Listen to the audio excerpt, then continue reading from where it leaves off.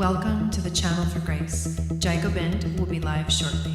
Book a tarot or astrology reading on our website, channelforgrace.guru, and check out our latest programs and classes. Please give us a share and a like, and we hope you enjoy the broadcast. Welcome to the Channel for Grace. Gobind will be live shortly. Book a tarot or astrology reading on our website, channelforgrace.guru, and check out our latest programs and classes. Please give us a share and a like, and we hope you enjoy the broadcast. Welcome to the Channel for Grace. Gobind will be live shortly. Book a tarot or astrology reading on our website, channelforgrace.guru, and check out our latest programs and classes. Please give us a share and a like, and we hope you enjoy the broadcast.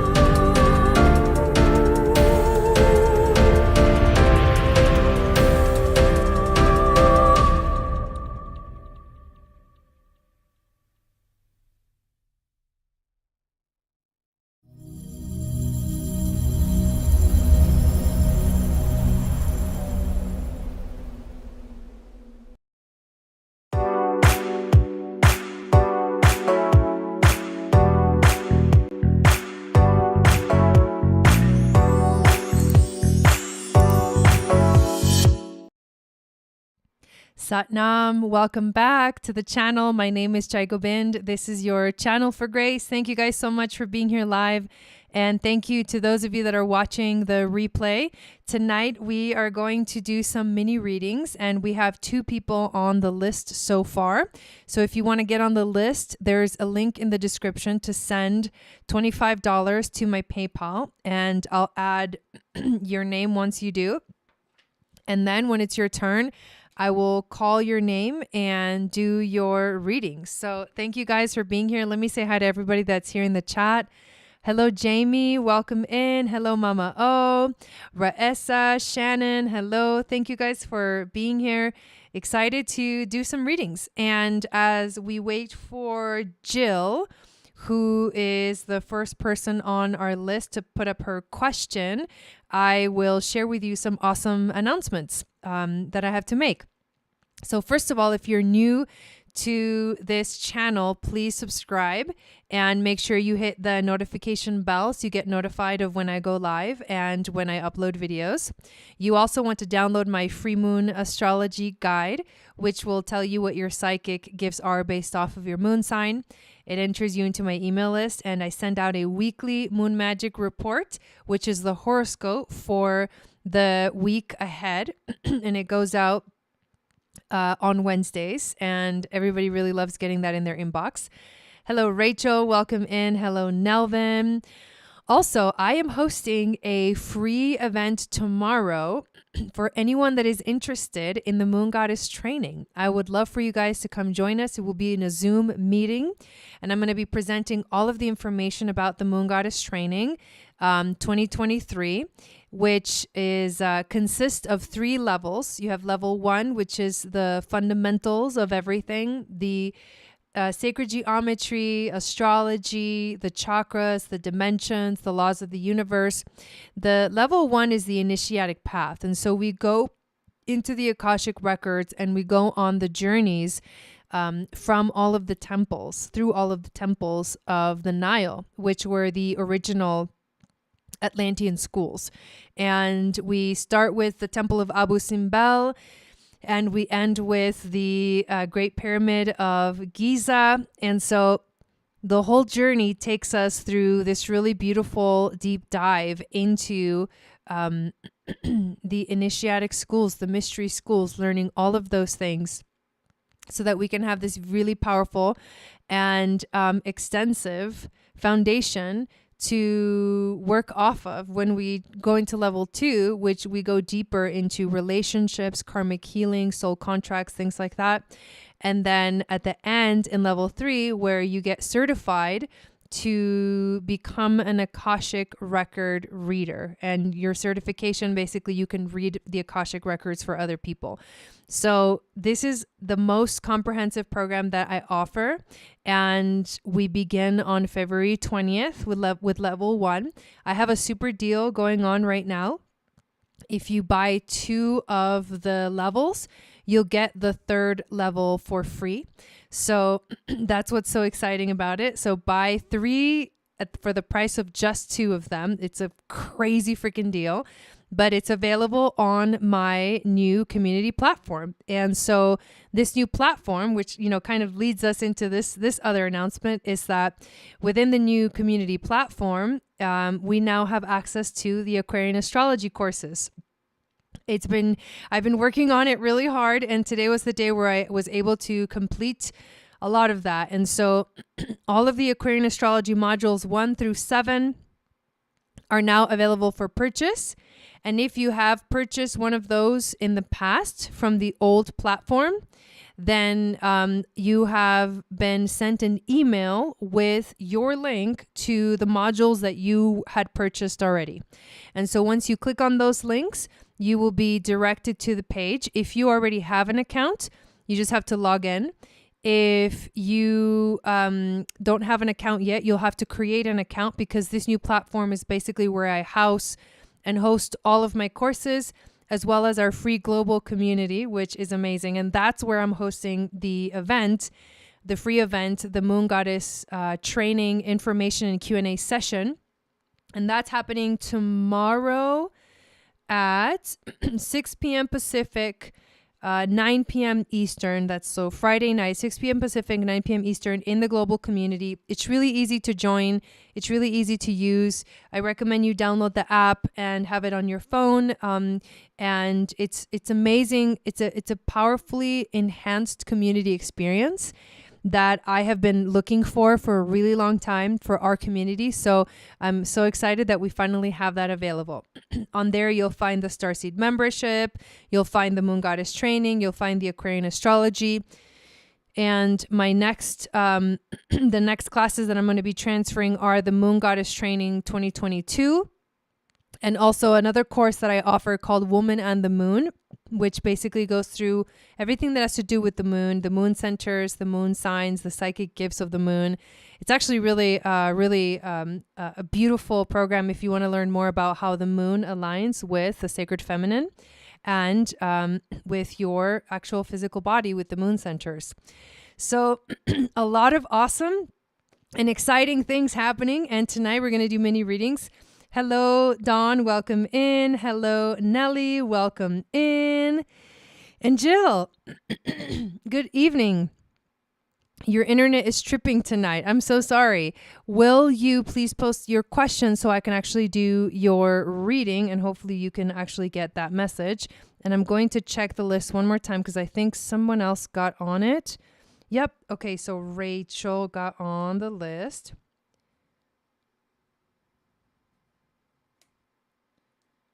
Okay. So there's 3 people on the list. We've got Jill, then Jamie, and then Rachel.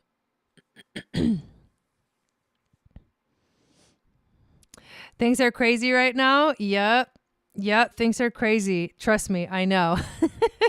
Life is insane right now. I've been, like all everything that is getting, transferred over is so time consuming. I definitely it's like a labor of love for sure. It's a labor of love. Cool. So, put up your information and we'll pull up your human design chart. And while you're pulling that up, I'm actually going to put on some Moon Goddess essential oil blend. And I want to ask you, how familiar are you with your human design?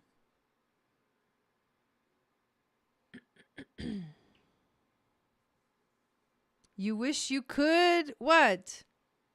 Oh, get a reading? All right. And in the meantime, I'm going to work on doing the screen share. So I can actually...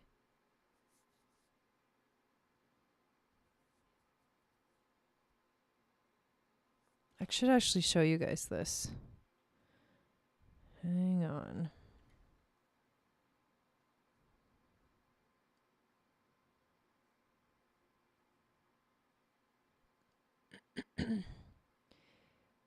So, Jill, will you put up like the date of birth, time of birth, and location so I can actually pull up the chart?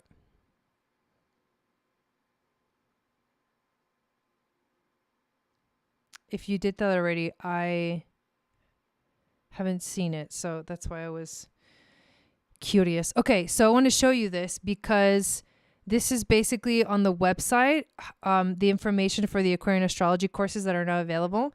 There is a bundle where you can actually get all 7 modules for $240. It includes module 1, the basics, module 2, the sun, module 3, the moon, module 4, Mercury, module 5, Venus, module 6, Mars, and module 7, Jupiter. And you can also purchase each one of these separately. And so each module is only $44. So it's super affordable, and these classes are like jam-packed with information. If I click on, for example, preview module 1, you get an overview of what's included in this specific module. You get the history of astrology, how astrology works, astrology and healing, what is a birth chart, the language of astrology, the astrological ages, and for each one of the modules, you can actually do that and look to see everything that you are going to get from each of the modules. So it's super fun, and I will continue to add more modules as we move through time and space. Module 2 is the sun, the equinoxes, the solstices, the sun's rulership, mythological stories, the sun in the 12 signs, sun in the 12 houses, and the rising sign. And you can literally go through each of these and see how jam-packed with information they are. So I'm super excited that that's now available on the portal. All you have to do is click on the menu button on the top left and then scroll down to where it says Aquarian Astrology, and then just click the Explore button. And that's where it takes you to the page to be able to explore. So you want to make sure that when you sign up, you actually do it on the website, because if you don't do it on the website, what happens is if you try to do it through the app, it's not going to work for those that have iOS devices. It's only going to work for those that have Android devices. So the best way to do it is to do it through the website. And eventually, hopefully, it'll get approved, because it takes a long time for it to actually get approved, the iOS stuff. So that's basically what we're dealing with here. Okay. So, day is the 6th. The month is 10. The year is 71. The time is 4:17. That's 12.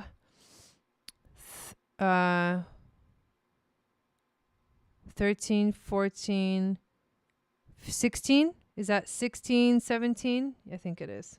Sorry, I suck at military time, but this program asks for military time, but I think that's correct. Okay, now we want to look for United States and the city. Olathe. Did I even say that right? Kansas. Okay. And now that when I pull up your chart, I am going to look at all the comments you put up, Jill, so I can see where we're at.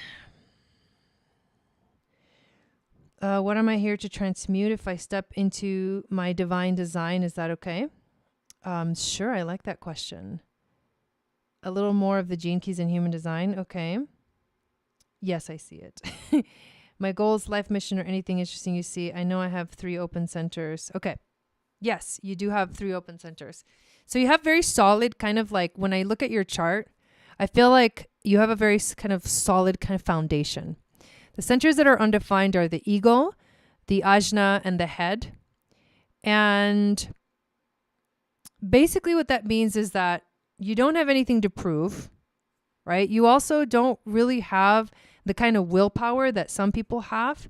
You are better off not making promises because you really don't know whether you're going to actually be able to keep them or not.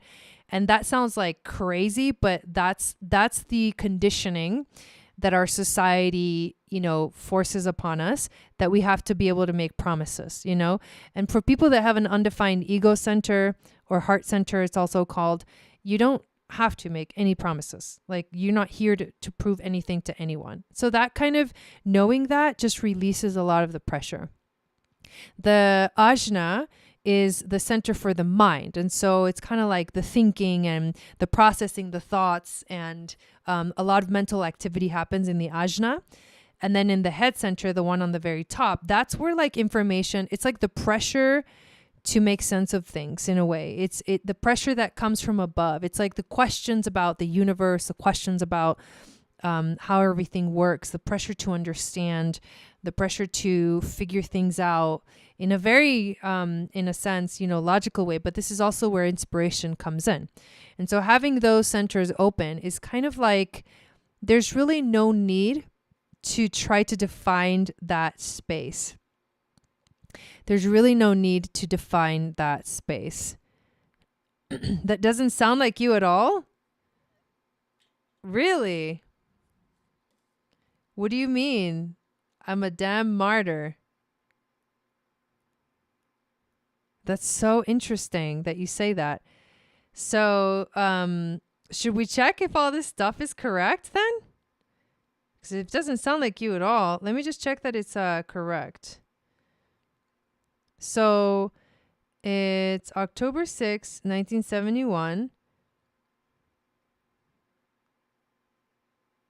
4:17 p.m. Yeah, everything is correct. So yeah, I just want to make sure because, it's kind of a big statement to say that none of that makes sense, which means in reality that you might really be living out of your design, out of straight up conditioning and nothing of your truth, which can definitely be a lot to backtrack, and like start over kind of a thing. I feel that I am all air and fire, only one earth. So, okay, I will take off the pressure. I promise everything to everyone. Oh, I see. No, I have mine in front of me. Okay, it's right. Yes. So, you have to stop doing that. You stop making promises because it's not your nature. It's not your nature to make promises. And the more that you make promises, the more that you're living outside of your design. What is the things that you can rely on? You can rely on, you have a very consistent way of dealing with stress and the pressure from life to do things. So people might feel, kind of safe around you because of that. You have a defined spleen, which means you have this sense of knowing, instinctual knowing of what's safe and not safe. And it's awareness in the moment. You have a defined sacral, which means you have very powerful, consistent life force energy to do all the things that you love, not to do the things that you don't love, right? Because that's how the sacral works, is if you're doing what you don't love, the energy's not there. You're actually exhausting yourself. If you're doing what you love, the energy will be abundant and will never go away. So as long as you use it up during the day, and that's the thing, it's like when you're using your energy up as a generator, you want to make sure that you use it all the way up every day. You can't not use the energy that you have because you'll go fucking crazy. So you have to use it up and then get in at night, go to bed, get a good night's sleep, and you wake up in the morning and it's almost like renewed, totally renewed. But when you are doing things that you don't love, you won't feel like you have the energy. It'll be the opposite. That's hilarious. Okay, you have a defined G center, which means you have a consistent sense of identity. It's like, and direction too. And you have, oh, that's interesting. You have the right angle cross of tension. I would look into that. Okay, so that's your gene keys right there. That's the connection to the gene keys. 4821 and 3938 is, I highly recommend, to understand your incarnation cross, that you go deeper into your gene keys. But I'm sure those numbers sound familiar, and very, very important to understand basically more about your life purpose, your evolution, your radiance, and your life's work and your purpose are found in the gene keys, and that's deeper information to dive into the right angle cross. But the right angle cross means that you are someone who is not here to deal with karma from the past necessarily. You are here to create your own karma. And so, hello, Ariel, your life is a journey, it's an adventure, and you create the karma that will eventually you have to reap what you sow. That's how life works for right angle cross. That's why you want to live like, an honorable and good life, and not like rack up so much karma that needs to be resolved, because then next lifetime you're going to have a left angle cross and then you're going to have to reap what you sow. If you have a left angle cross, you're basically someone that is dealing with karma, and you have to resolve karma from past lives.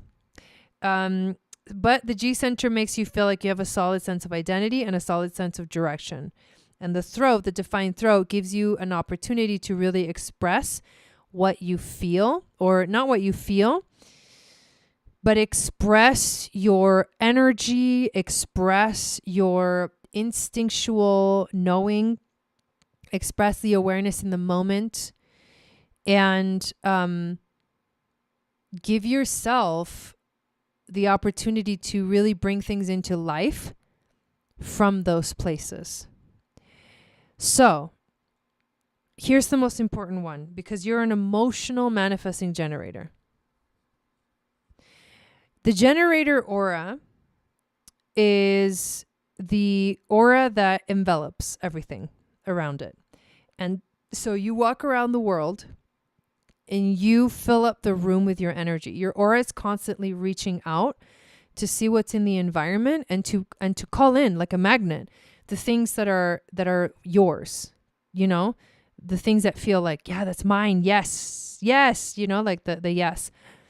So you have to trust that your aura is doing the work for you.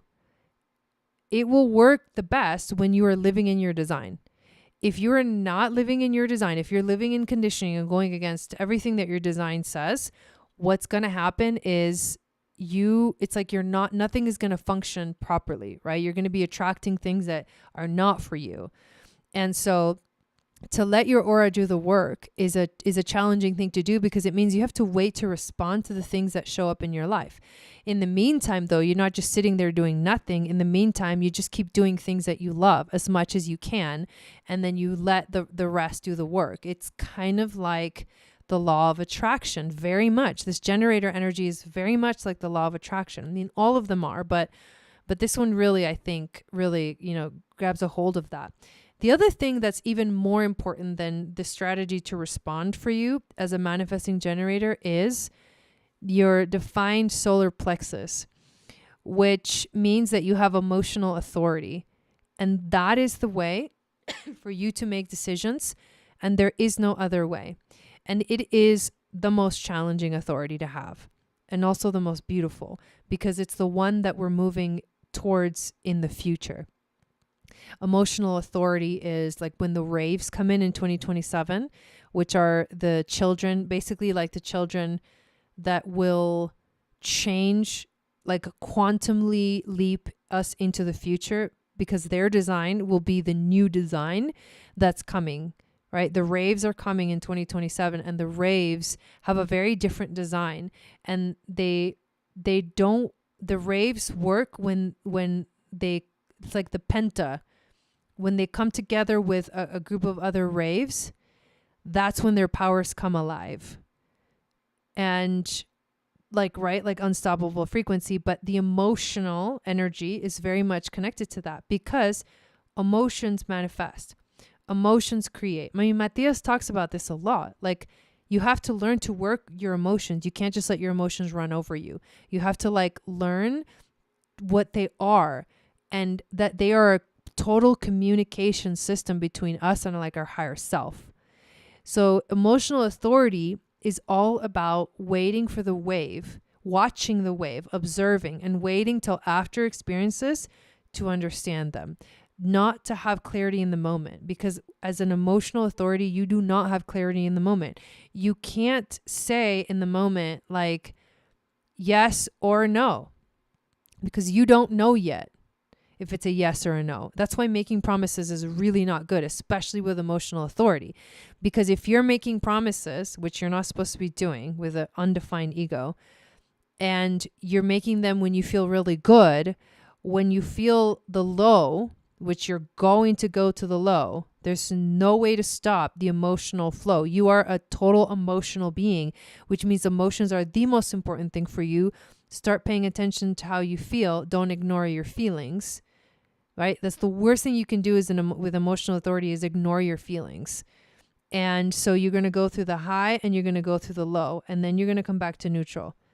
And then you're going to look back and be like, oh, now that I'm looking back, I know what the answer is. But the problem is that you have to wait. And so if you're making decisions from the high or making decisions from the low, what's going to happen is it's going to backfire. Because you're gonna make promises that you shouldn't have made. That the answer wasn't really a yes, it was a no, and you didn't know yet. So that's the hardest thing, is that you need to start waiting for the emotional wave to pass. And you are the kind of person that might need a few days, a few months, a few weeks sometimes, to really figure things out. And it's annoying AF, because we don't live in that world. We live in a world that wants everything instantly. Answers now. That's the opposite of your authority. So because we're so conditioned to do things now, people with emotional authority really, really have a rough time in this world. And it's like they're in denial. They're like, no, I don't have to do that.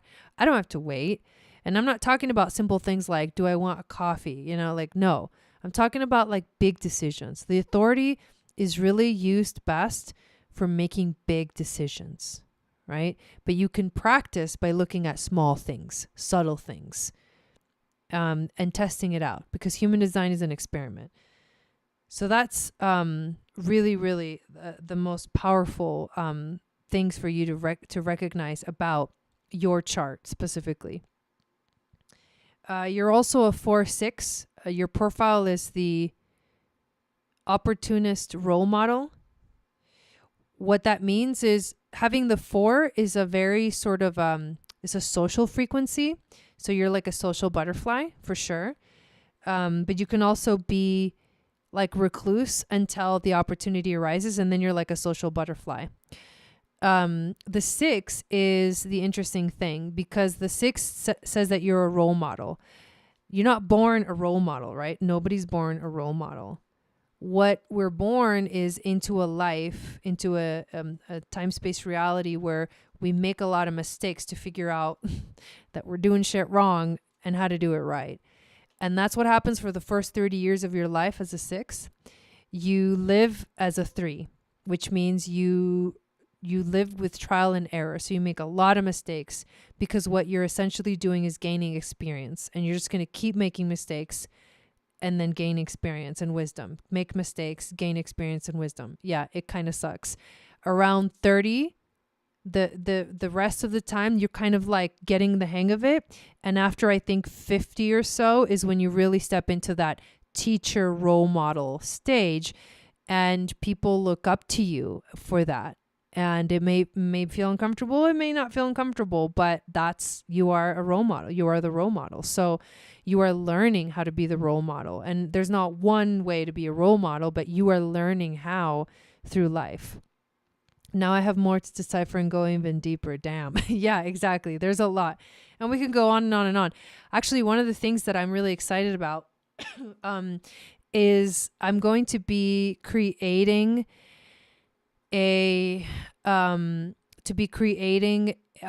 another type of reading, but it's not going to be a reading. It's going to be like a booklet. Like you can order your human design booklet and it'll go over all of this information, and you'll just order it and then I'll make it and then like send it to you in a PDF file.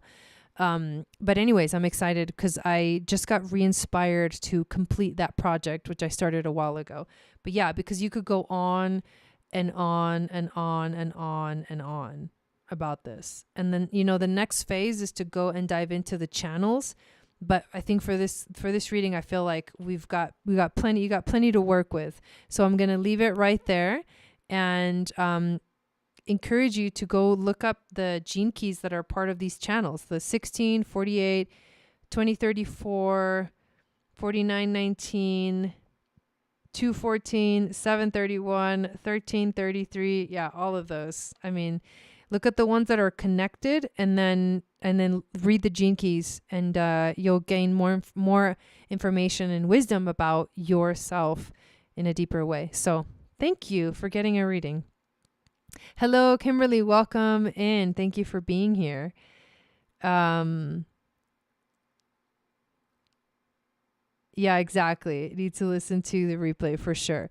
So next we have Jamie, and I think Kimberly, I just got your Cash App, so I'm going to add your name. And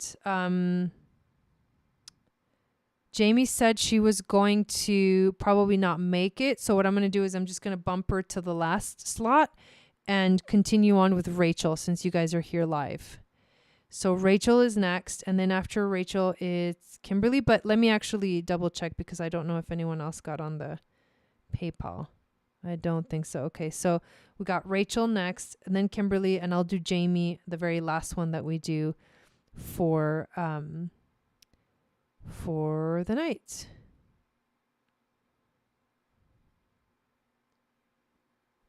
Okay, card reading on my love life, please. Currently single. Am I reconnecting with my ex or looking out for someone new?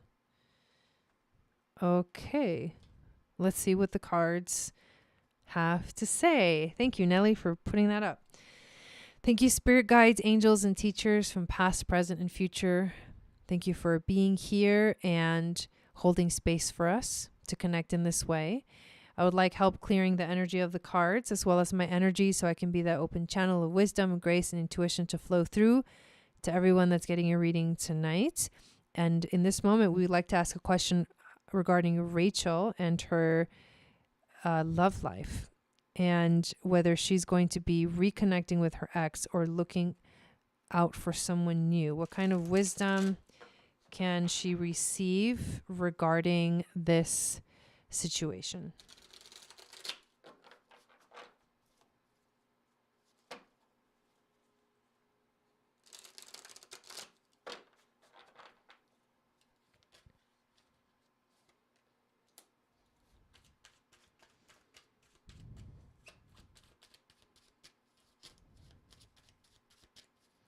I'm going to do the 5-card pull, the wisdom, the intuition, the overall theme, wisdom from the ancestors, and then animal spirit.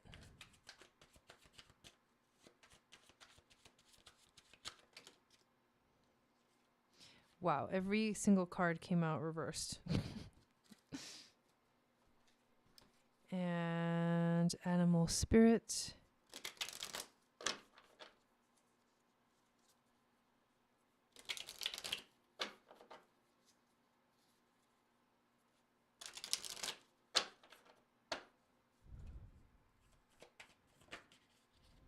Okay.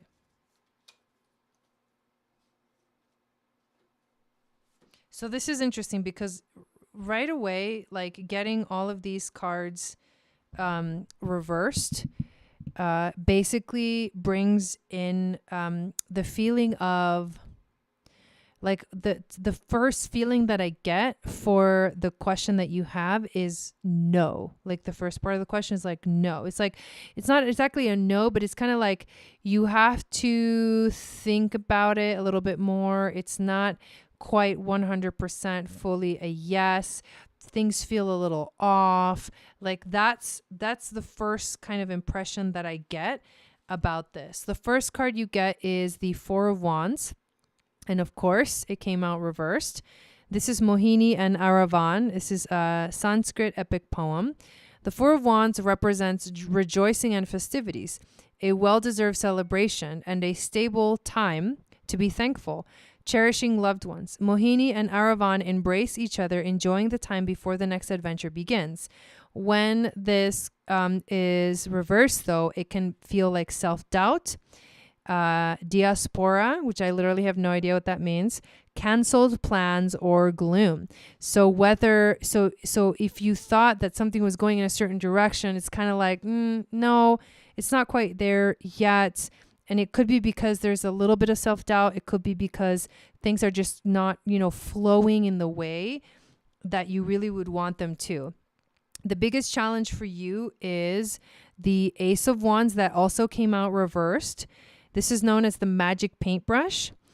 The Ace of Wands represents inspiration, a sudden creative force. The magic paintbrush embodies these qualities with passion and daring. The magical moment right before the ink hits the paper and all the dreams and possibilities are within reach. However, when this is reversed, this can feel like a delay. This can feel like bad news. This can feel like a creative block or wasted talent. And so this is the challenge. I think the challenge right now is that you may be feeling a little bit, it's like that old energy is uninspiring, right? Like that old stuff it's like, it's not the happiness it once was, it doesn't bring you that, not anymore. And so it's like lost creativity or bland now. It doesn't have that energy. So it's kind of interesting. Like everything kind of points towards no, not going to be reconnecting. We get for the overall card, the Empress, which is also reversed, Our Lady of Guadalupe. The Empress is a loving and protective mother. She cares for and wishes to defend all her children, even if a mother's love can sometimes be smothering. The world feels bright and everything blooms around her.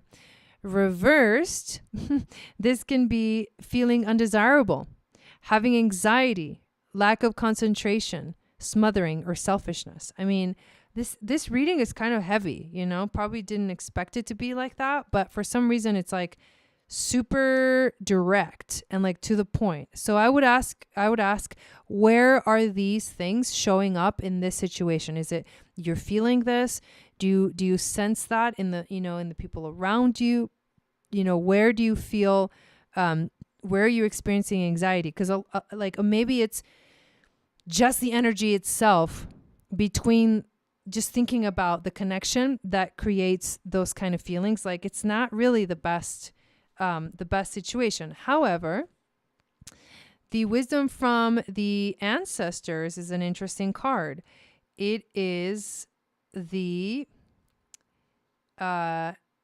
Nine of Wands, and it is also reversed. This card is kind of crazy looking. It's like all these skulls.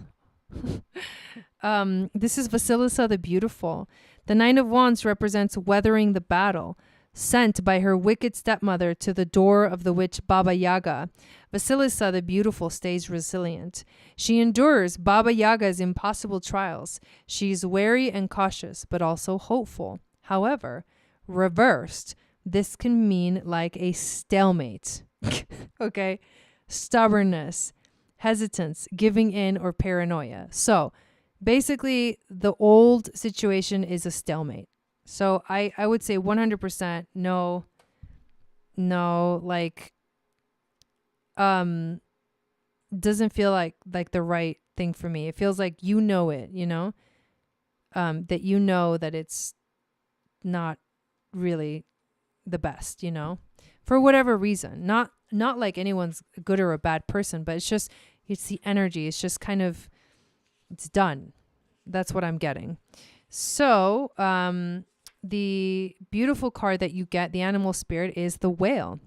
So the whale is a desire to delve deeper. And this makes sense because obviously this kind of brings up the what's really going on. It's also connection to profound peace and ancient wisdom. The whale represents profound. What I feel with this card, honestly, is I feel your ancestors, your spirit guides, your angel. Like I feel that they are supporting you, that like you just need to relax, you know, into the flow and feel like all the support that is around you. The whale represents profound emotional health and stability, which means it's important to take care of you, right? Whale personalities are not afraid of emotional expression or traversing difficult terrain as they overcome many challenges in their lives. These experiences have enriched them, given them stability, strength, and a depth that is rare. Whale energy is usually linked to the feminine forces of compassion and communication. We can depend on whale personalities when all else seems lost and trust them to be a beacon in our darkest hour. Wow. That was a super powerful reading. Thank you, Rachel. I hope that really resonated with you.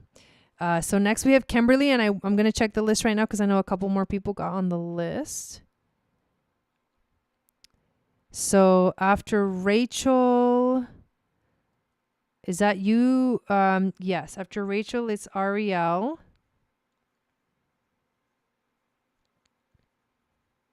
And then after Ariel, it's Noriko. And then just be ready with your question. I'll call your name when it's your turn, and then and you can put it up. So right now we are waiting for Kimberly. Okay, tarot oracle reading. No specific questions that I'd like to put out, though I feel something shifting. Okay. Well, let's do general reading for Kimberly.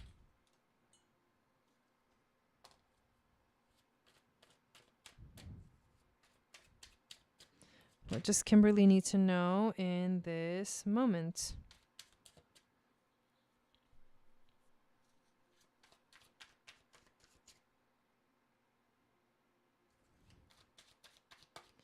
What is the challenge?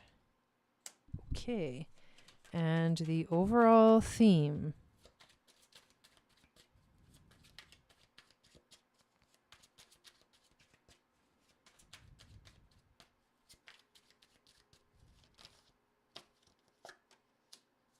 Wisdom from the ancestors.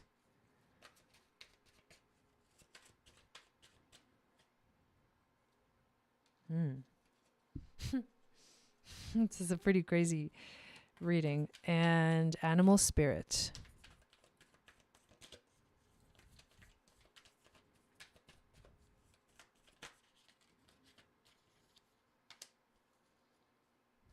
Okay. So this is crazy because you actually got 3 major arcana cards. So to say that the message wants you to really pay attention is an understatement. Major arcana cards say, pay attention. This is really important. All right. Here's the first card, the Hanged Man. Sleeping Beauty. Think of the story of Sleeping Beauty too, right? The Hanged Man seizes forward momentum to avoid disaster and instead favors reflection. Sleeping Beauty is a symbol of stasis. With the options of sleep or death, she chooses to wait for more favorable conditions. This is about feeling of suspension, maybe restriction, or a sacrifice that has to be made, having to readjust, and also moving towards improvement because you're taking the time to really figure out what is the best course of action.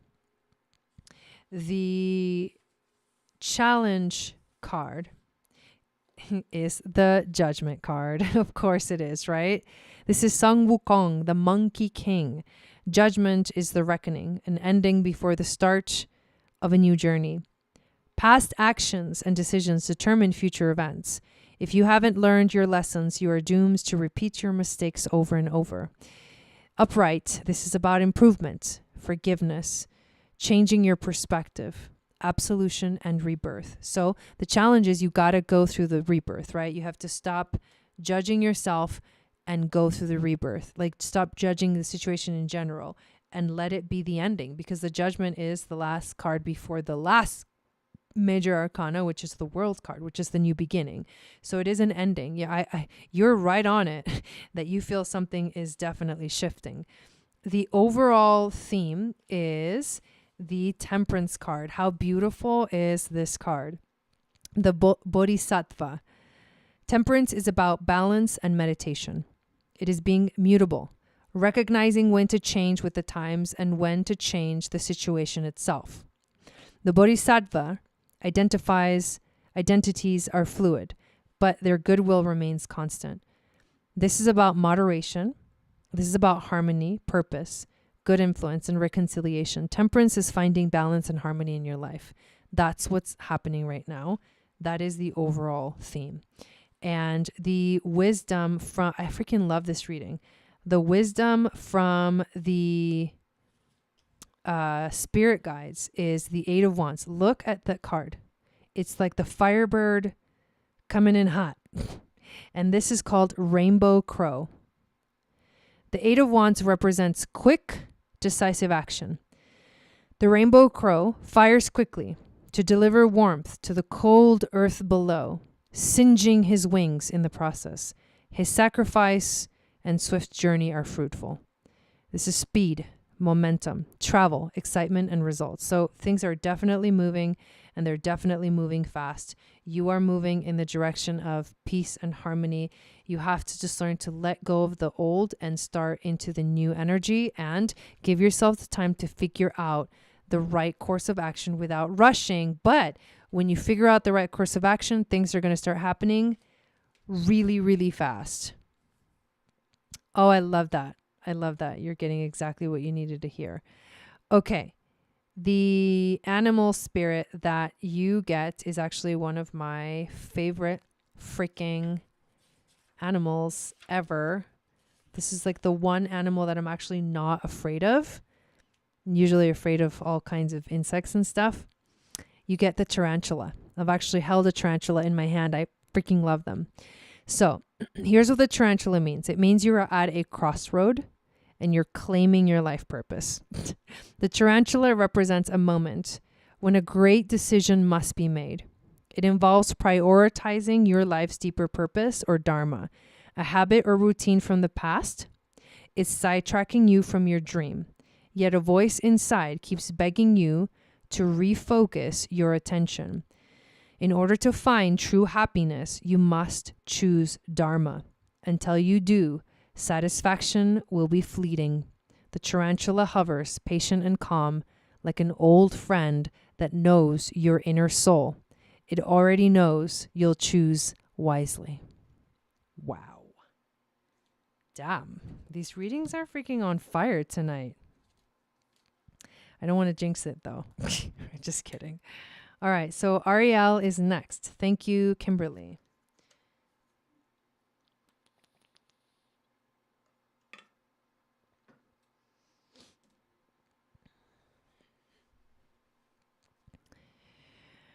Let's see what Ariel wants to know.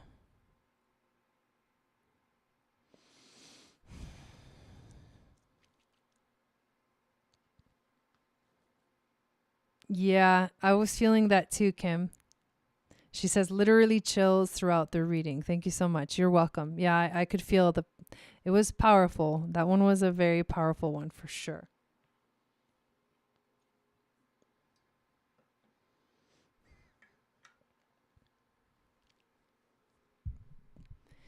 So we're waiting for Ariel to put up her question. And then after Ariel, it's Noriko.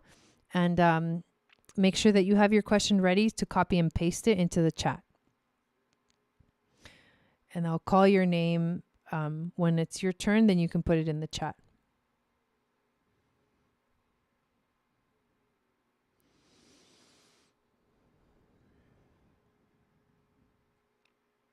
And in the meantime, I will mention again, for those of you that are watching still, that if you purchased an Aquarian Astrology course, in the last platform, that I just sent you an email today giving you the links to join the new platform to get access to the courses that you'd already purchased.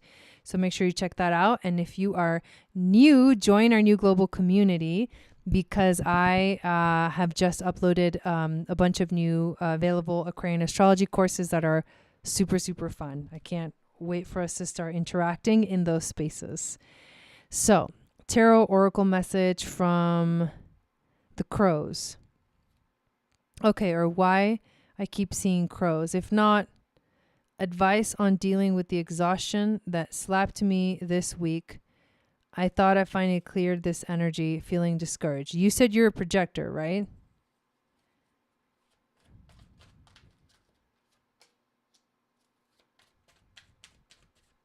If I remember correctly.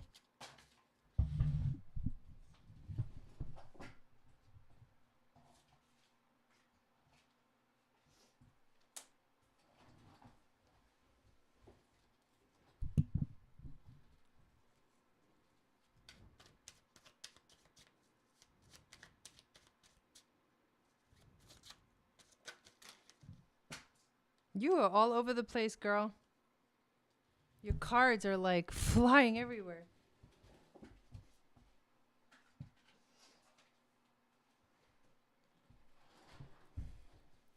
Am I going to even be able to do this reading without things falling everywhere?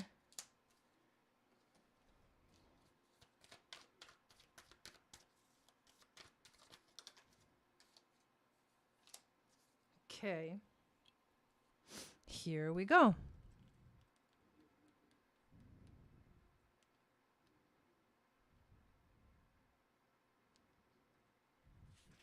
All right. So the very first card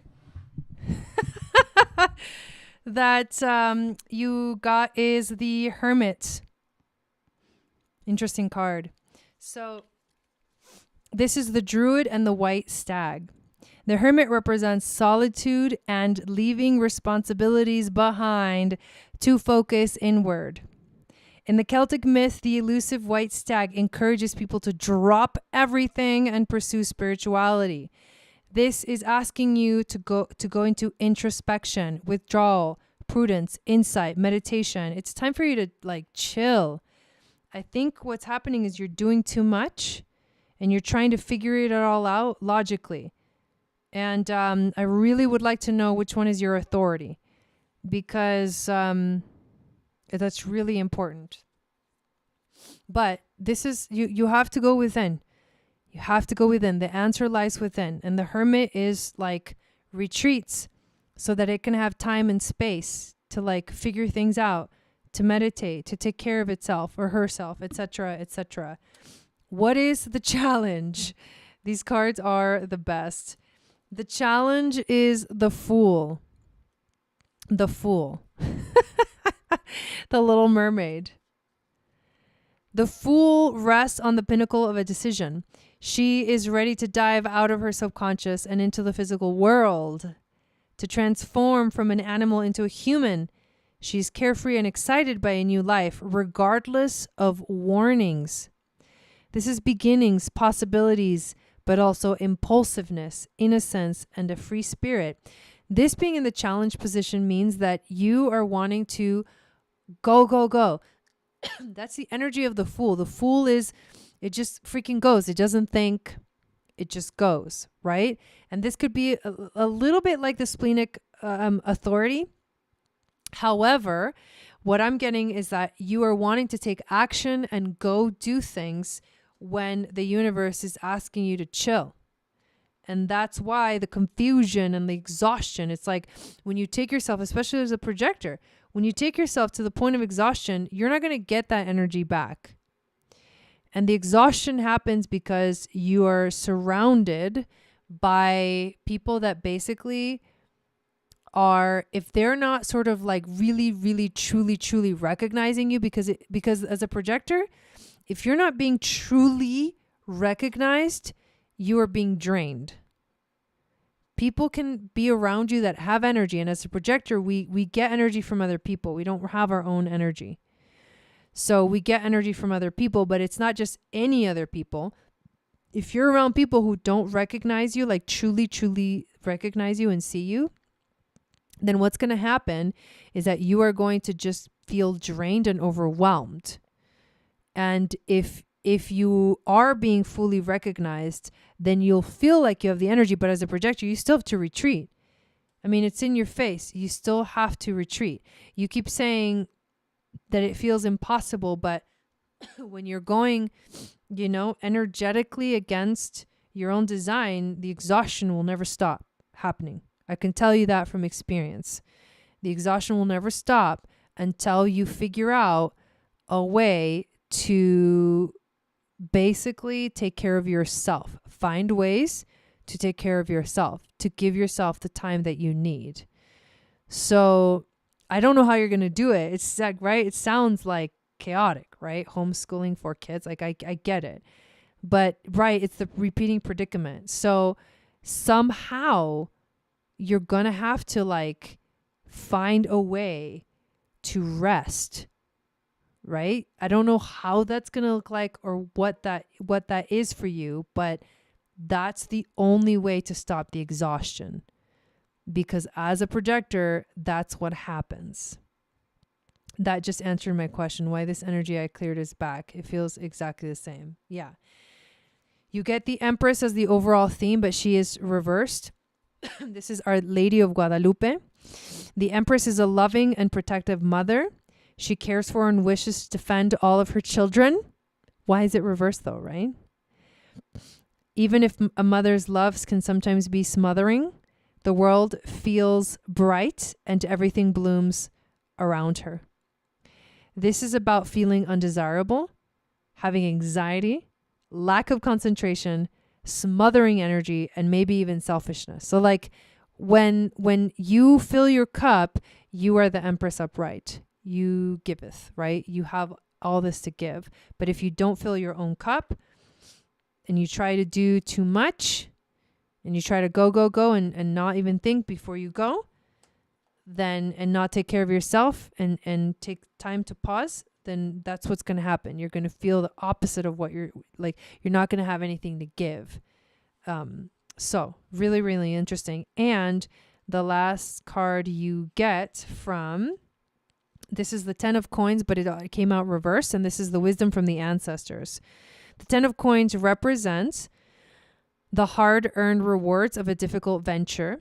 The story of Panhu celebrates the lineage that benefits from this hard work. The hardships he once endured allow him to appreciate his good fortune and retire surrounded by his progeny. However, if this is reversed, this can show up as financial disaster, disputes, instability, or broken traditions. I would go with the more instability, right? It's like the lack of instability that can be given or felt more of if you take care of yourself as a projector. It's the only way. Really designed a challenging problem for myself to solve in this lifetime. The crocodile. Oh my God, get the fuck out of here. Okay, the crocodile is about resting. The message, I can't, you know what I mean? It's obvious to me, but you have to receive it, right? I'm not here to tell you, but like to me, it's obvious. Without even doing a reading for you, I can tell you what's going on. But it's funny that the cards are literally saying everything that I would have said without even pulling cards. Resting, submerging, collecting energy, cooling off. The crocodile reminds us to step back from the external world and turn inward. And ladies and gentlemen, that would be the hermit as well. Now is not the time for decisions, action. It's not the time for the Fool card or discussion. The crocodile's mantra is wait. Dude, the strategy of the projector is to wait for the invitation. This doesn't mean lying around and hoping life's challenges will disappear. The crocodile is much smarter than that.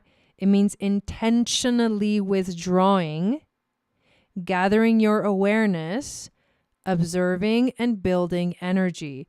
Fill up the vital reserves so your next move comes from a place of wisdom and power. I couldn't have said it better myself. So that's what's going on. I've heard this message on repeat. I can't seem to find a long-term solution. Well, I don't know about that. But whatever you got from it, I hope that it helped out and that it resonated for you, Ariel. And thank you for asking a question. Hello, Mindy. Welcome in. Jamie is here in the chat. It's all good. Since we do have Jamie here, before we do Noriko's reading, let's actually do Jamie. Jamie was second on the list, but I was kind of waiting for her to show up. So, awesome, Venus. Welcome in. So, Jamie, will you put up your question? And then after Jamie, we'll go to Noriko. Hopefully, you're still here, Jamie. I know you said you were kind of in and out. And I know you wanted an astrology question, so I'm going to pull up the chart and share the screen. If you can post the information in the chat, that would be awesome.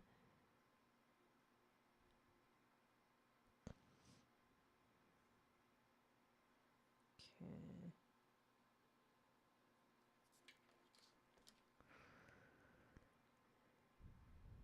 The white stag came out for you today as well. Nice. Wow.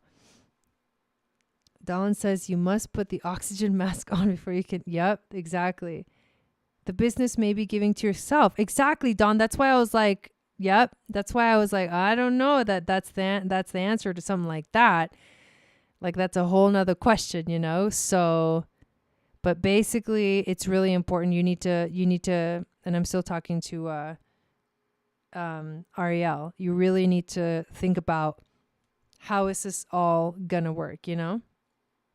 Okay, so we're gonna do a synastry reading for Jamie. And thank you, Noriko, for your patience.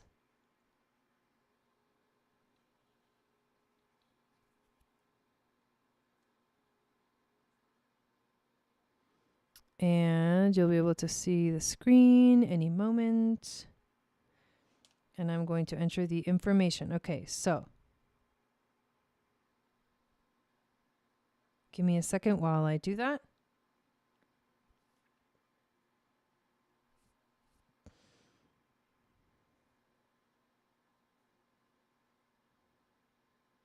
What's the city? Is it like Singapore?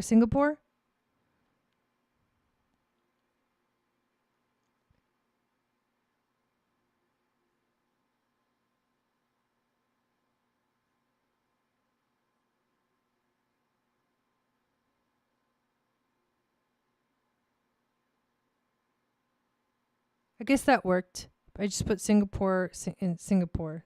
So we're just going to go with it. Yeah, okay. It worked. Okay. So we got one. And let's add the second chart. And this one we got July 1997. Okay. 1040.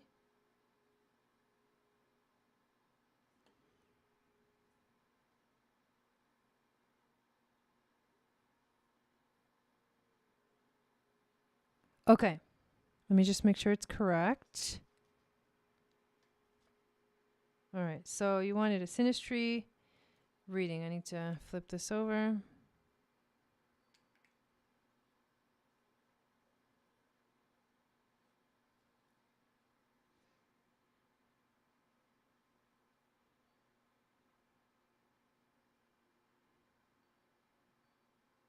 Okay. Okay, synastry reading and anything to take note of for improvements. Okay, here we go. Cool. I love doing synastry readings. They are super fun. So we're going to look at the sun, moon, Venus, and rising. Then I'm going to look at the other planets and show you kind of the things that stand out to me. Sometimes things really stand out strongly. Sometimes it's kind of a more casual kind of a reading. It just depends on like the planets, the aspects, all that stuff in relationship to each other's chart. I will say that your chart is in the center and then his chart is on the outside. So we're really looking at this relationship from your perspective. He's going to have a different perspective when we put his chart in the center and yours on the outside. So this is from your perspective, but still a lot of similar energies. Okay. So Sun, Leo, and Cancer. I fucking love that. You know why I love that? I love that because Leo is the king and Cancer is the queen. And I know it's like you're the Leo and he's the Cancer, but it doesn't matter. This isn't like, oh, you have to be a man or a woman to like hold, no. It just means to me, this is a really cool fucking match because it's like energy of like king and queen energy, like coming together. So whatever qualities of that you embody, there's a balance here coming with it. Also, your sun is ruled by the sun. So you have a very strong sun at 29 degrees, exactly on Regulus. By the way, if you've ever gotten a starseed reading, I would highly recommend you do so. You have one of the royal fixed stars literally on your sun, which means that in terms of past life, you may have had the experience of like actual royalty in a past life. Anyways, the sun and the moon, Cancer is the moon. So he has that moon energy. You have that sun. I feel like that is freaking beautiful and powerful. And both of these planets are like in the 20s, like in the later degrees. So they are strong energy here. I think to me, this is beautiful. So far, so good. Let's keep looking though. All right. Moon in Capricorn and moon in Aries. Okay. So this is where you're going to feel that the square. So the moons are squaring, which means that in synastry, that's a challenge. We call it a challenging aspect. And it basically feels like emotionally you don't see eye to eye. Aries moon and Capricorn moon are very, very different. The only thing that I would say is what connects these two, and we can look at your Mars, is because Mars loves being in Aries and he also loves being in Capricorn. So if there's a positive connection between your Mars planets, I would say that maybe this is a way that's how it gets resolved. But the emotional square creates emotional tension in the relationship that is hard to fizz out or resolve because you both have different ways of being emotional. You're very impulsive emotionally. You just like say how you feel. You don't even really think about it. He restricts his emotions, which is really weird. So he was born on a full moon. That's actually really beautiful. So his moon is really strong. Born on a full moon with Capricorn energy, like Capricorn full moon, it's kind of intense. So it's important for you to give him space. He may not be that open to like just blurting out feelings, but he will in a sense because his sun is in Cancer and he understands that energy really well also. Just you have to be careful not to be too impulsive about how you express your emotions. All right. Let's look at Mars. So we got Mars in Libra and Scorpio. Okay, your Mars like trumps the other Mars, no doubt. That's what you're really intense. Mars in Scorpio is intense. It's relentless. It can get jealous, vengeful, like all that shit. Like Mars in Scorpio is fucking gnarly. I have Mars in Scorpio, so I know this energy really well. I also have Saturn in Scorpio. I'm fucking intense. You're intense. To a Mars in Libra, that's going to be intimidating because a Mars in Libra is in detriment. It doesn't like being in that sign. Also, the Mars in Libra is making an opposition to the Aries stuff in your chart. So he kind of feels a little bit like he doesn't really have the power in the relationship. I really feel you have the power. And that's because you got Sun in Leo, like, the most powerful sign that the sun can be in at 29 degrees on Regulus. You got Mars in Scorpio, like you mean business. And that can be a little bit scary for a Mars in Libra who's like, I don't want to make the wrong choice. I don't want to do the wrong thing. And the Mars in Scorpio is like, fuck that, dude. Just decide. It's kind of crazy, intense, intimidating for sure. You both have Chiron in Libra, so your healing journey is the same. You're both here to heal the insecurity about feeling like you can't balance yourself, feeling like maybe you don't love yourself, feeling like relationships are just karmic, for you. This is what that can feel like, feeling the insecurity of like not knowing what you want and everyone pushing you to like figure out what you want. Although you don't really have that problem. He may a little bit more than you, but it's still an insecurity in the back of the mind. But you guys both having that same insecurity means you help each other in the journey. You help each other through the journey. You both have, so because you were born not too far from each other, you have like the same Pluto, like the same nodes, all those things, the same Uranus, all the outer planets, the same Neptune, same Jupiter, same Saturn. I mean, literally, you have a lot of the same planets, outer planets and nodes, which means that you feel like you guide each other. You match really well in that sense. But it's kind of like you come from the same generation, so you understand each other well. And you have the same nodal axis, which means that together you help each other move towards your destiny. Hopefully you don't get, trapped in past issues, karmic issues.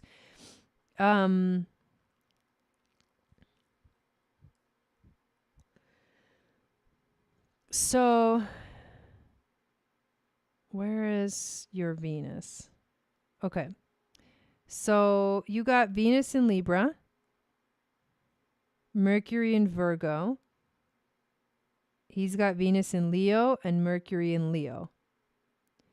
So the first thing that really jumps to mind is the fact that your Venus is conjunct his Mars. So yeah, I can do one more, Harmonia. So that's beautiful. That's a beautiful alignment. Mars and Venus like each other a lot. So you are able to understand his Libra-like Mars because your Venus in Libra loves that energy, right? So that's a good match. That's a good thing. In terms of communication with Mercury, these two signs are very different. The only the thing that you have, like with Mercury and Virgo, you're very particular about communication, about how you speak, about what you think. You can be kind of critical, very analytical, a bit judgmental, focus too much on the details, all that stuff that comes with that Virgo energy, right? And then he's very loud and like expressive when it comes to Mercury, because Mercury in Leo wants to speak, wants to say, wants to like be seen and heard, right? Wants to be heard. And I don't say that it's not a good communication connection, but I would say that it's very different. And so you do have to find other ways to find harmony within your communication. The beautiful thing is that his Venus is basically conjunct, not exactly, but very, very close to your sun. That's another beautiful harmonious frequency. So what I would say overall is this is a really, really good connection. This is a really good energy. There are some things that are challenging, like making sure you guys are trying to communicate through how you each feel, you understand the way that the other one expresses himself, herself, and if you do that, then this is like a strong match. Like I feel like it's a strong connection. So yes. So there you go. Thank you, Jamie, for getting this reading. I appreciated doing that. So next we have Noriko. Noriko, please put up your question.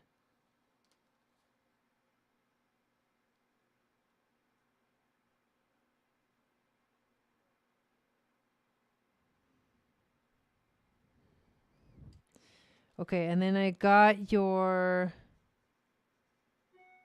donation, Tanya.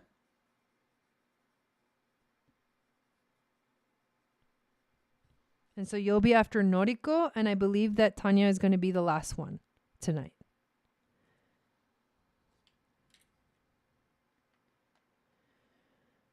Okay.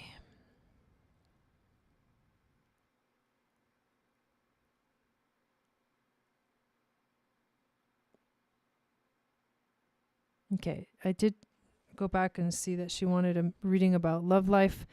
So, is there any specific question you want to ask about love life, or just general reading about love life?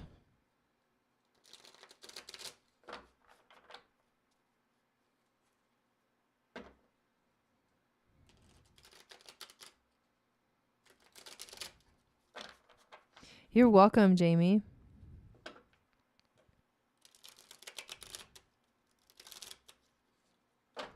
Okay, here we go. Oracle reading. Need to hear a message about my love life. Relationship just ended because of long distance. That he felt enormous pain every time we separated. Is there possibility to reconcile? Okay. Let's see what the cards say. Let's see what kind of wisdom your spirit guides, angels, and teachers want to bring you about this situation.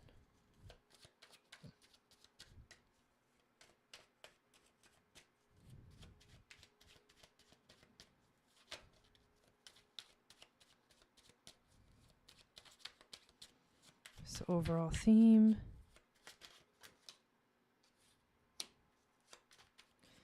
Wisdom from the ancestors.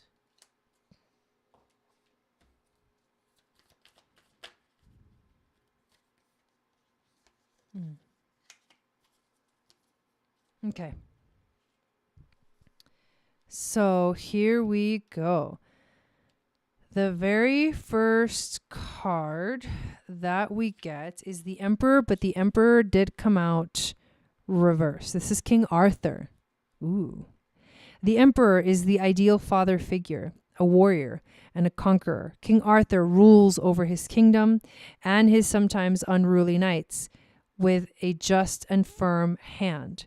He unites the fractious, defends the weak, and lends his knowledge and understanding to all of his subjects. However, when this card is reversed, this can be immaturity, pettiness, rigidity, domination, or even anger. So that's what's present right now. I don't know if it's on both ends or maybe just on his end, but there is some energy like that. It's not mature. There's something that doesn't feel mature about what's going on right now.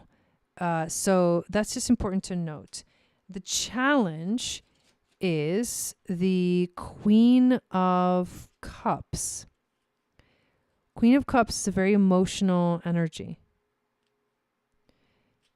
If I can find it.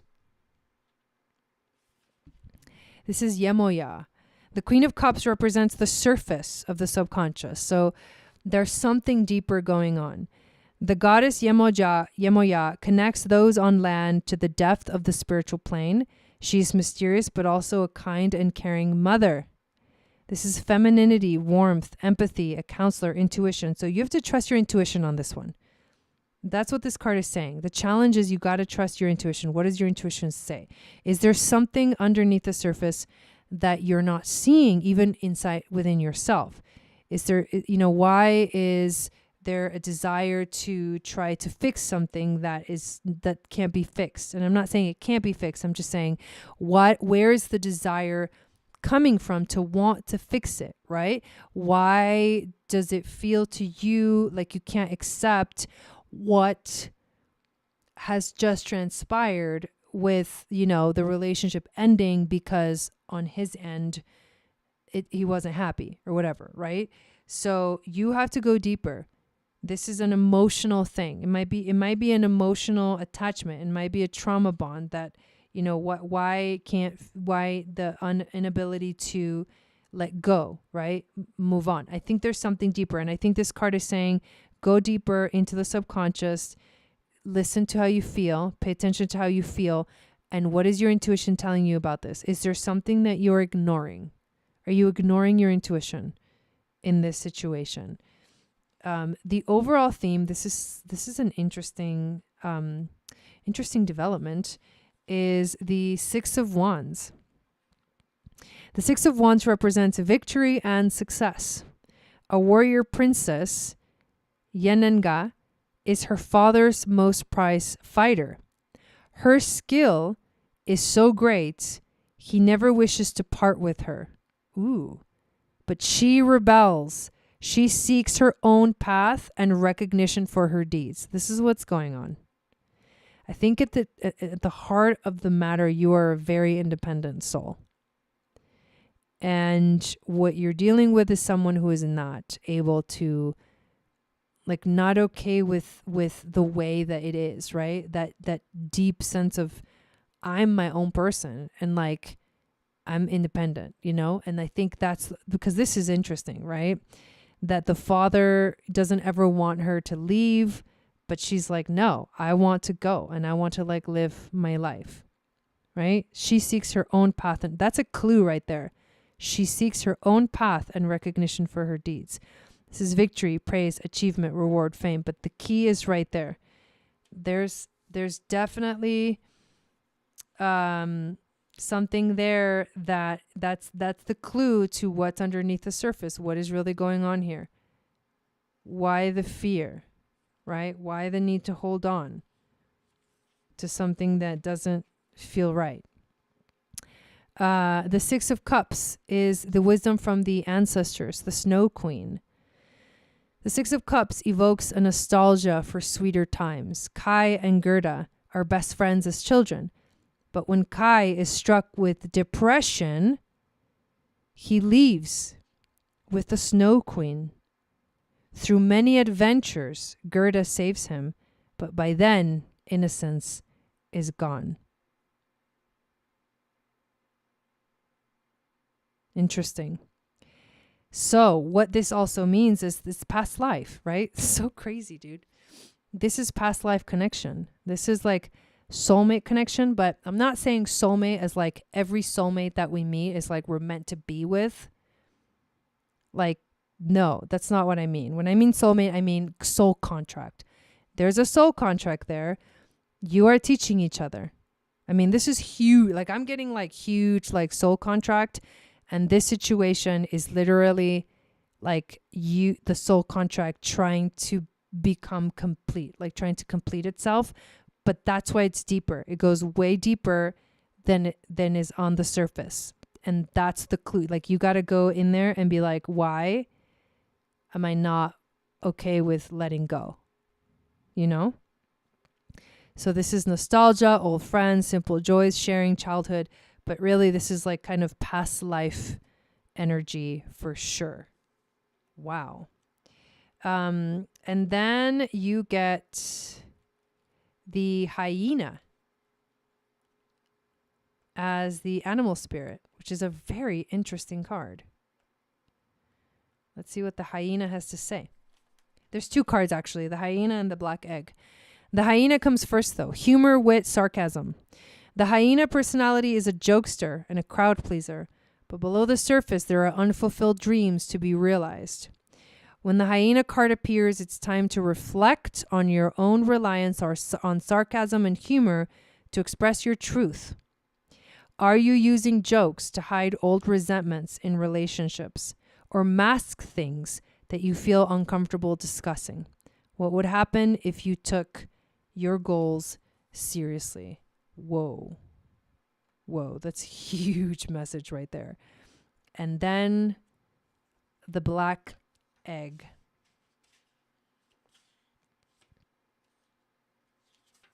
Yeah, the black egg is an interesting one. Yes, very independent, but he was codependent emotionally. Well, there you go. Oh my God, the story makes sense. The black egg speaking from an authentic voice, the truth. The black egg contains one of life's essential treasures, the truth.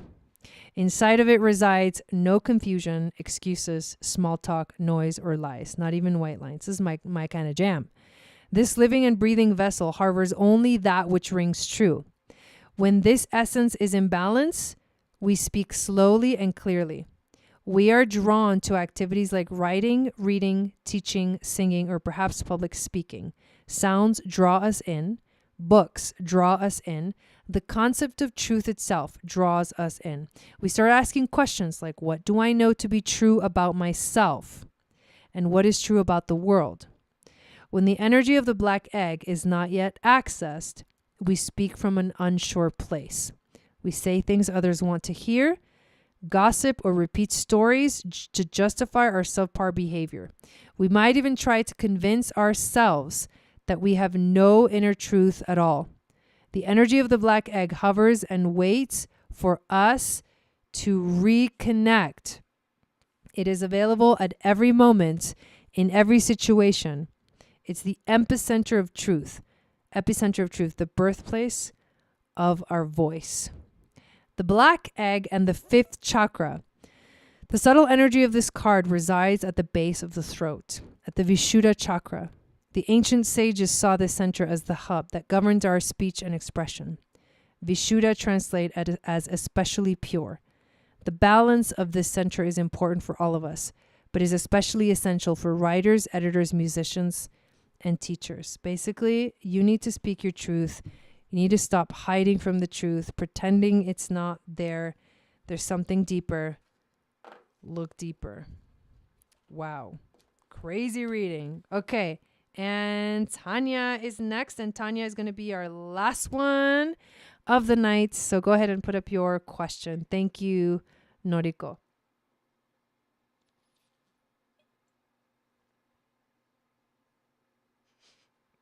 That's hilarious, Nelly.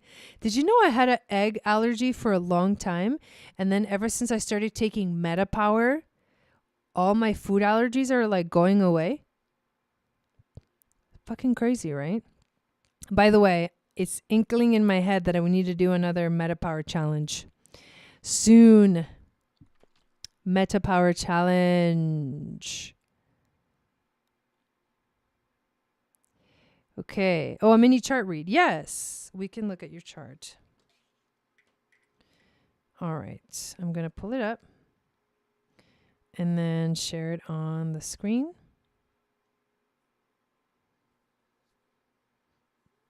Yeah, allergies going away. My skin's like, dude, September to October, October to November, November to December, December to January, and January to like February. This is my 5th month of taking the MetaPower, collagen, and the whole system, right? And the vitamins and stuff. Dude, it's uncanny. I don't even like, I have no words to describe. I feel fucking amazing. Yeah, I'm serious. Yeah, like, don't you love eggs? I loved eggs when I was little. And then every time I ate them, I had this gnarly reaction. But then ever since I started taking the MetaPower, all of my allergies are like, they're going away. I eat eggs every day now. I mean, every day from like, can't even touch an egg, like, oh my God. I'm cured. I'm just kidding.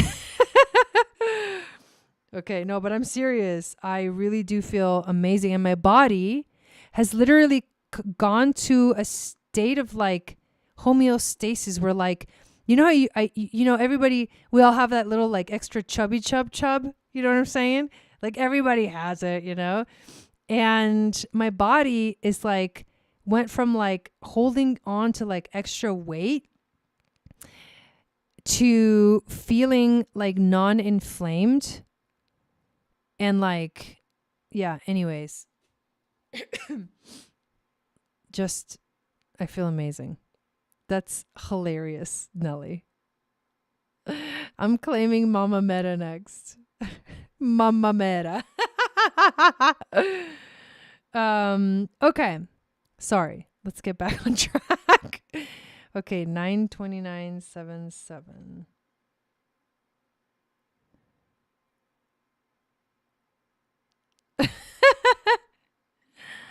913.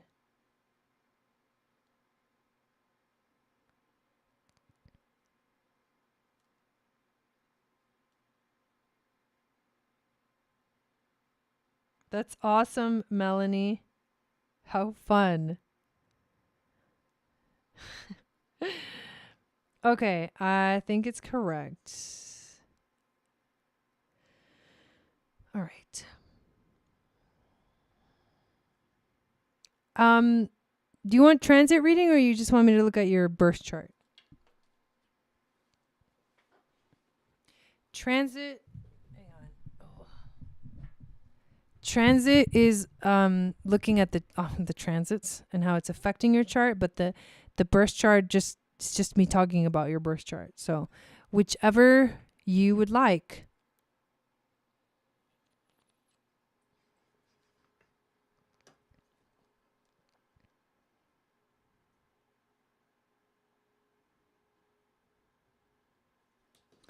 While you're deciding,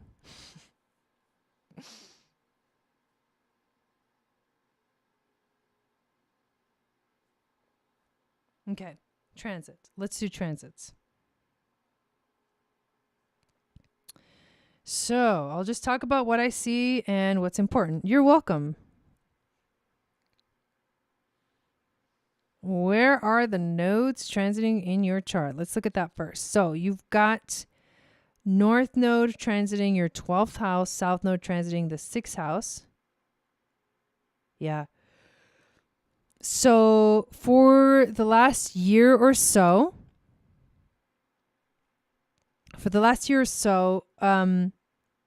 you've really been working on, like karmically, you've been working on figuring things out, like in daily life.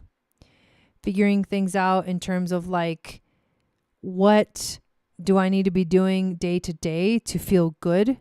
What habits, what routines do I have that, or do I do that are not serving me, that are kind of bringing up a lot of karma or old patterns?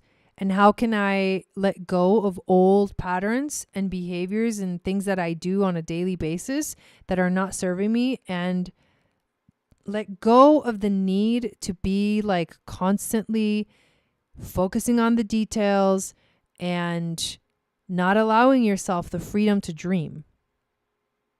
Because the North Node in the 12th house is spirituality, the divine, right? The dream space, the dream world. North Node is on your Chiron too, which means that you are going through a very powerful healing, spiritually healing journey right now with these nodes. And it's been going on for a while, but it is so potent. It is so strong. And it's about letting go of your fear of the unknown. It's about letting go of your need to be in control of every little thing and go with the flow of life. And trust your intuition and trust and listen to your higher self, but really deeply listen to your higher self, because Chiron in Taurus is about feeling insecure about, I'm not good enough. I can't have abundance. I don't know how to manifest abundance in my life. There's fear connected to that. And the North Node being there, it's like, well, you need to really visit those insecurities. You really visit those areas and find yourself, find your truth, which is only going to come by like literally diving into the space of the unknown and being okay with not knowing how it's going to turn out, not needing to know what's the outcome going to be at the end. It's a really powerful journey. Also, you may be experiencing a lot of spiritual shifts, but this is going on for like even longer, right? Because Uranus and Taurus has been here for a few years. So basically, there's a lot going on in your house of spirituality. There's a lot going on in your area of like seeing the unseen, hearing the unheard, knowing your deeper self. Yes, exactly. That's a big, big deal. So Mars retrograded in your first house, which means that what you experience like October, November, December, and January felt like you had literally no enthusiasm, no energy to take care of yourself or to do the things that you love, to show up for others, to be yourself. You may have felt really kind of like, in a sense, slowed down in this area, not know, maybe lost a little bit of like your ability to like define yourself. Like all of a sudden you're like, I don't know who I am, kind of a thing. And I want to do all these things, and I want to work out, and I want to do this exercise or whatever it is, right? I want to take action, but it felt like you couldn't. And so now you're starting to move a little bit more, and it's going to feel better and better every day. Okay, so Saturn is exactly opposed your Saturn right now. You know what I would recommend? I would recommend, let me grab it, hang on.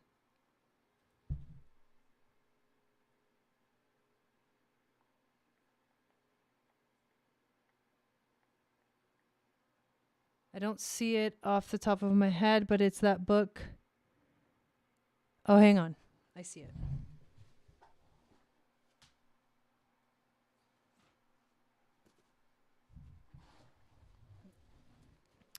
So this is the book that I would recommend that you get. You can get it on Audible. It's a lot easier to listen to it. But it's called Astrology and the Rising of the Kundalini. And not because of the Uranus energy, but actually more because of the Saturn energy. And this book really talks about the transits that go on. Although the truth is that, 100%. So there's a reason why this is happening right now. So you're also going through your Uranus opposition. Really, really, really huge event that happens around like 42, 44 years old. This book will answer a lot of your questions of what you've been experiencing the last like couple of years or so. And it'll also talk about the fact that this is also happening during your transit of like Saturn opposing Saturn. So I want to kind of see if I can, for some reason, it's really calling me. So I would really recommend that you get this book and read it. It's very, very important. There's a lot of information that you'll receive from this book. Okay, I'm not finding it, so it wants you to go find it. Yeah. I just now realized that. I'm like, wait a minute. Yeah, Uranus opposition, Saturn opposed Saturn. There's a lot going on. And those are just, the things that pretty much stand out right now. So that's what I would focus on. And I really, somehow like that reading happened because it was supposed to tell you to go get this book, because it'll blow your mind what this means, and it'll help you understand like the last couple of years, 3 years of your life, because you're on the other side of it, of the Uranus opposition, but making sense of it is something that can only happen after it is all kind of transpired. So highly, highly recommend you get that book. And yeah, hopefully that was insightful for you. There's big things going on. That's why it wants you to go deeper into this, because there's a big things going on. But those are the biggest things that stood out to me. So yeah, you're welcome. Thank you for getting a reading this evening. And I believe that is it for tonight.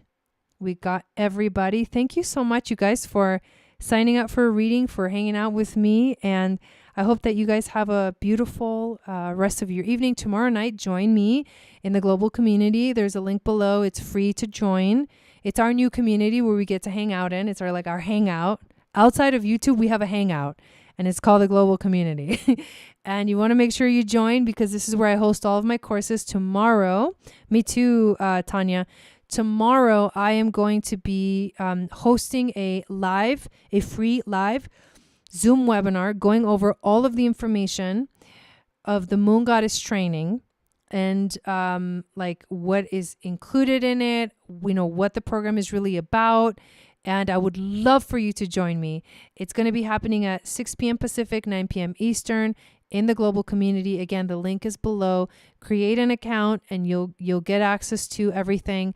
And you will want to download the app onto your phone because it's really fun to have it in the app and to interact in the app on your phone or device. And yeah, come with your questions about the Moon Goddess training. The program starts February 20th, and I am running a super deal right now where if you purchased all 3 levels, you only pay for 2 of them. So you buy 3 for the price of 2. It is incredible deal. And either whether you can do that or not, or if you want to just sign up for level 1 is like freaking epic. It is like the most, I guess, information packed one, and really beautiful experience through the temples of the Nile. And payment plans are available. You just have to reach out to me personally to get something like that set up. But I would love, love, love for you to join us. And yes, so thank you. And I'll see you guys all tomorrow in our mighty network, in our global community at this event. Join us, even if you've already done the Moon Goddess training, just come hang out with us. So thank you, and have a beautiful rest of your week. Satnam.